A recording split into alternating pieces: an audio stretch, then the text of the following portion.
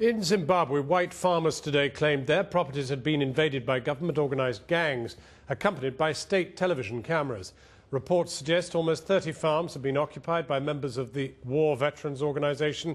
The development came as the Zimbabwean High Court once again postponed a decision on whether it would order the publication of last week's presidential election results. Our international editor Lindsey Hilsum reports. Here we go again. The lunchtime news in Zimbabwe today showed President Mugabe's supporters moving onto land owned by white farmers. Reports reaching these organs are that there are only a few hundred left in the country, and once more they've become scapegoats. What's the problem to them? No, we don't have any problem. We just come here to alert you. We came here to occupy this place. You occupy this place? Yes, from now onwards. This is ours. Which this whole farm? Yes. Okay. Yes. Okay.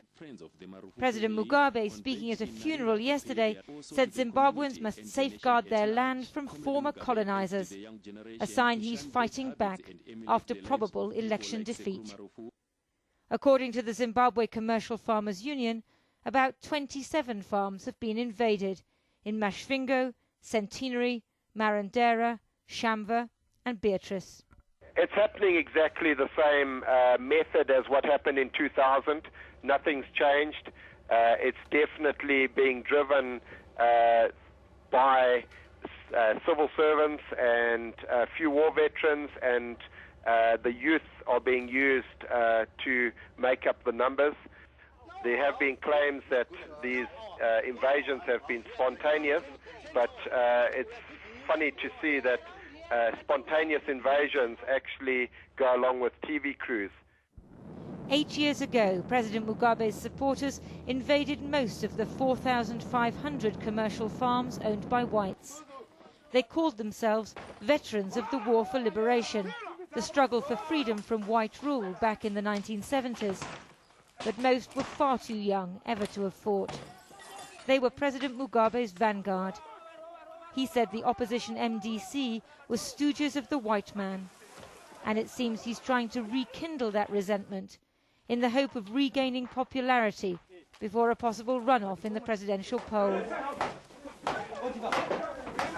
In Harare today, a High Court judge said he'd rule tomorrow on the opposition demand for the results of the presidential election to be published 9 days after the vote. The matter has not yet been determined.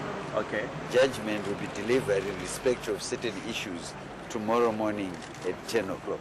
Today, the Prime Minister, meeting the Australian leader, called for the Zimbabwe presidential election results to be announced immediately and said any runoff should involve international monitors.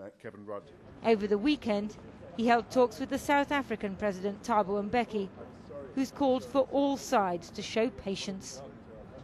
Lindsey Hilsum, Channel 4 News, Johannesburg. And literally while she was reporting, Reuters reported out of Harare, Zimbabwean police say they've arrested 7 election officials for undercounting votes cast for President Robert Mugabe in the presidential